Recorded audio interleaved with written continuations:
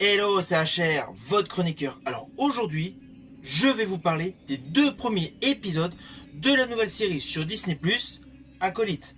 Cela fait partie, bien entendu, de l'univers Star Wars. Avant d'aller plus loin, n'oubliez pas, si vous n'êtes pas abonné, pensez à le faire. Sachez que vous pouvez également me suivre sur Facebook, TikTok, Instagram. Mais avant toute chose, si vous voulez être au courant de toutes mes vidéos, dès que je les mets en ligne, n'oubliez pas la petite cloche sur YouTube. Let's go!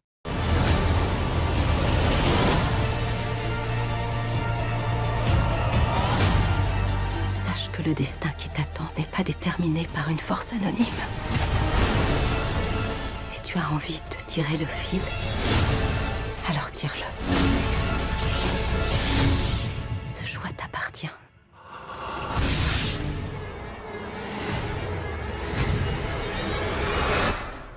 Qui êtes-vous?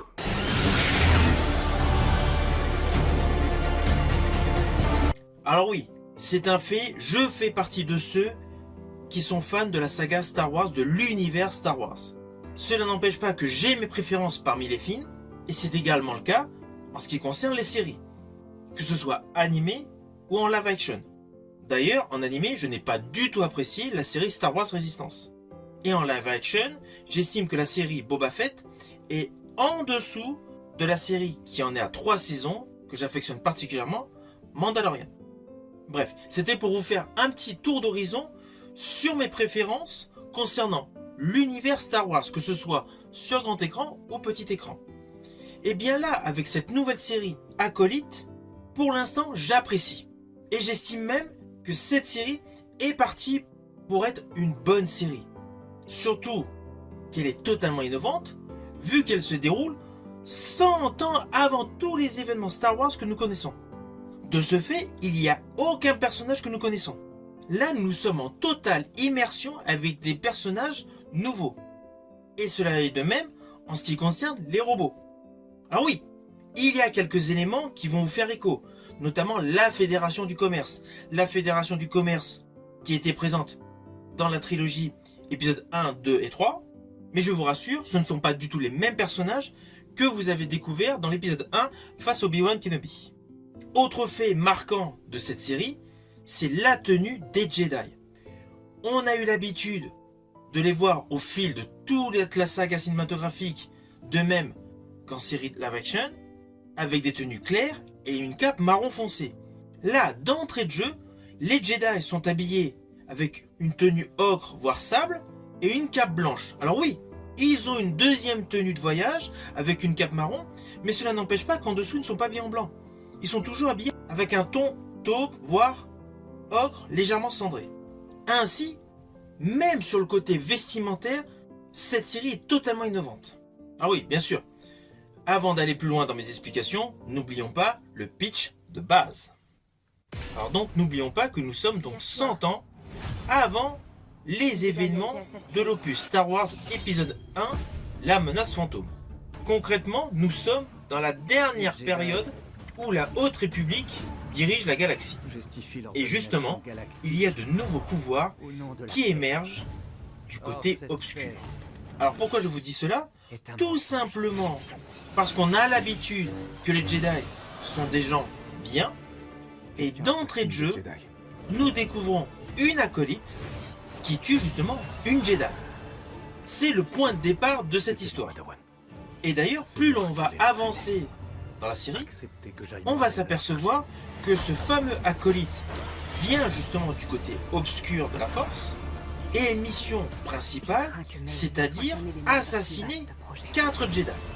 Alors pour le moment, nous ne connaissons pas les motifs de cette liste macabre, tout comme l'ordonnateur du fameux acolyte. Néanmoins, dès le premier épisode, il y a un personnage féminin qui va se dégager en tant que méchante, et un autre personnage féminin qui a un rapport assez évident en qualité de gentil. Alors, ne vous inquiétez pas, vous me connaissez, je ne spoil jamais. Mais sachez que dans cette série, il y a principalement donc une dualité entre 2 femmes qui ont un lien. À cela s'ajoutent des personnages totalement innovants et de surcroît, une particularité dans les combats qui a été mise dans cette série, c'est-à-dire le Wing Chun, alias le Kung Fu. Dans cette série, les Jedi se battent à la manière de Kung Fu. Alors oui, c'est innovant pour les séries de live action, mais il ne faut pas oublier que l'acteur chinois que j'apprécie largement vu que j'ai établi plusieurs vidéos sur sa carrière, naturellement je veux parler de l'acteur Donnie Yen, lorsqu'il a fait une apparition assez conséquente dans le film de Gareth Edwards, Rogue One, il avait des postures de combat type Wuxia. Combien d'hommes on a besoin? Vivez pleinement ce moment. La force est puissante. Ainsi, le côté arts martiaux issus de l'Asie a déjà été mis en avant dans un film de la saga Star Wars. Donc c'est tout à fait légitime que pour nous présenter une nouvelle timeline d'histoire avec des personnages innovants, incorporer ce type de combat. Surtout que ce type de combat est assez conséquent dans pléthore de films, que ce soit science-fiction, fantastique, policier, épique, thriller. Donc en ce qui me concerne, j'estime que cet apport est qualitatif pour l'univers de la saga Star Wars. C'est une direction totalement innovante qui rajoute une plus-value scénaristique à tout ce que nous allons découvrir dorénavant dans les séries. Alors côté décor, on va pas se mentir, les décors sont superbes. C'est une évidence qu'au fur et à mesure du développement des différentes séries live action, il y a une progression dans les effets spéciaux et essentiellement dans le traitement des décors. Alors oui, tout ce qui est CGI et VFX a sa place, mais c'est indéniable qu'il y a des décors construits, comme d'ailleurs dans la série Andor. Il y a une partie tournée sur site réel, et cela confère à la série beaucoup plus d'ampleur et surtout une dimension cinématographique. Et je rajouterais que les décors, les tenues et les gadgets, même s'ils représentent une époque passée de 100 ans par rapport à la menace fantôme, sont totalement innovants et extrêmement bien faits. Je pense principalement au petit robot de la première protagoniste féminine qui répond au nom de Mae. Vous allez découvrir plusieurs gadgets qui ont une conception radicalement différente de tout ce que vous avez vu dans la saga Star Wars. D'ailleurs, il y a un des gadgets que j'ai particulièrement aimé, j'ai trouvé ça astucieux. C'est au tout début du premier épisode. Nous découvrons donc une navette qui transporte des prisonniers, et les robots qui sont en train de piloter cette fameuse navette, à la suite d'un certain événement, en fait, modifient leur structure et se transforment uniquement en siège de vaisseau spatial. C'est un petit côté qui fait penser à Transformers, mais j'ai trouvé que c'était particulièrement bien fait, car la structure des robots est dans le même style que ceux que nous avons pu voir dans la station de Lando Calrissian dans l'Empire contre-attaque. Ainsi, j'estime qu'il y a des petits repères visuels en termes de gadgets, en termes de robotique, par rapport aux films que nous connaissons, tout en étant complètement décollé scénaristiquement de tout ce qu'on a pu connaître. Ah oui, sur les transitions de plans séquences, il y a le côté à l'ancienne avec par exemple les petites ellipses, les créneaux montants-descendants. Voilà, ça, il y a des petites trouvailles qui vont faire écho à vos souvenirs de jeunesse par rapport au premier film de la saga Star Wars, c'est les transitions d'images. Les transitions sont élaborées de la même manière.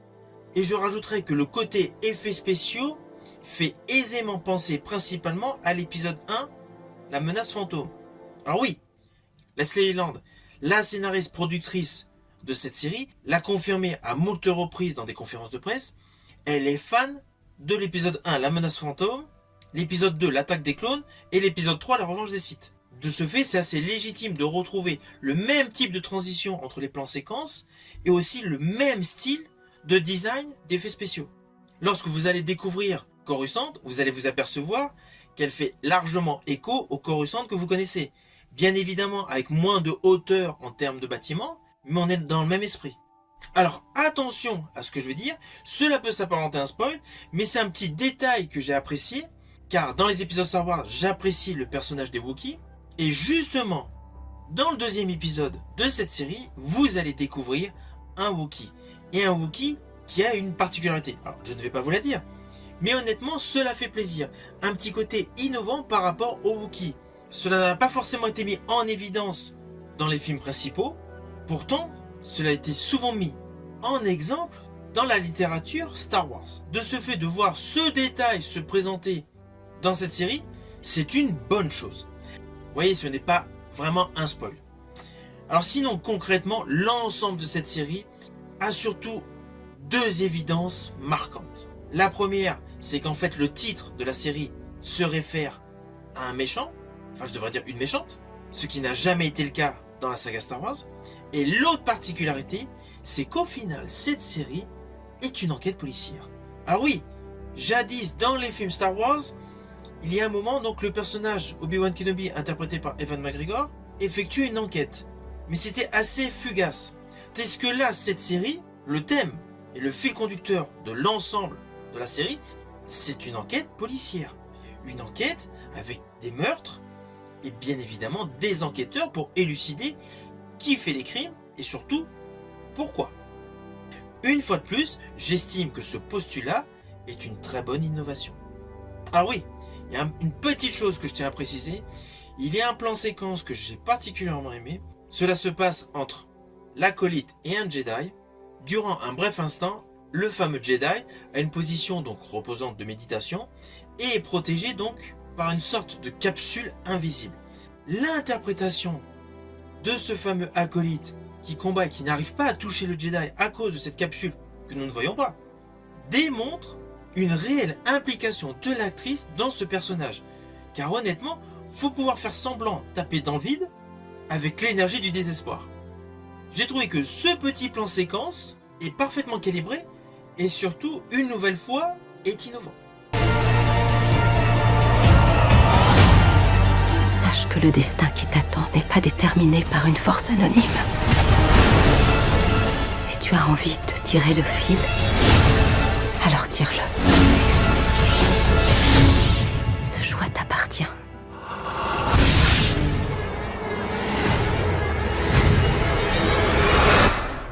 Qui êtes-vous?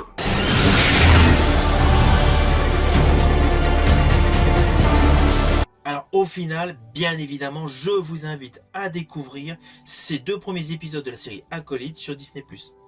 Dès qu'il y aura un prochain épisode, forcément, je vous ferai mon retour. Si vous avez aimé ma vidéo, n'oubliez pas, petit pouce vers le haut, pensez au partage. Quant à moi, je vous dis à bientôt pour une prochaine vidéo.